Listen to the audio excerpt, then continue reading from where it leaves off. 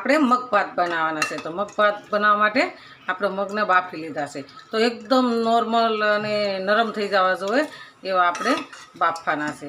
કારણ કે કડક રહેશે ને તો મગ ભાતમાં ખાવાની મજા આવે.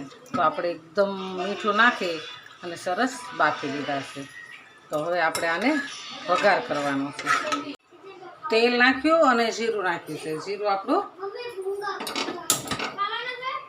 એની અંદર લસણ અને આપણે લીલા મરચાંની કટિંગ કરી નાખ્યું છે.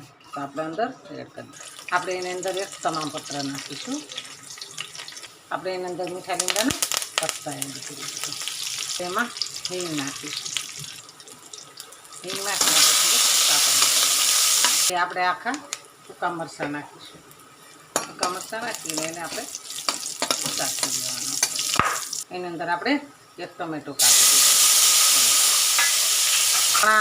જીરું, તજ, લવિંગ એ બધું નાખીને આપણે પાવડર બનાવ્યો છે. તો આપણે થોડુંક એડ કરીશું. હવે મગ એડ કરી દઈશું.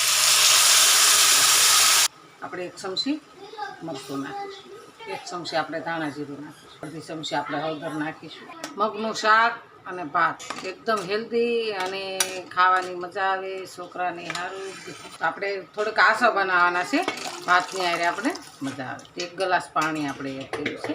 તો કુકર ધોઈને આપણે એડ કરી દઈશું. આપણે સ્વાદ પ્રમાણે મીઠું એડ કરીશું. આપણે બાફામાં નાખ્યું હતું એટલે મીડિયમ જ નાખવાનું છે. આપણે થોડી ગમથી ખાંડ આપણે ફરીવાર સરસ હલાવી દઈશું.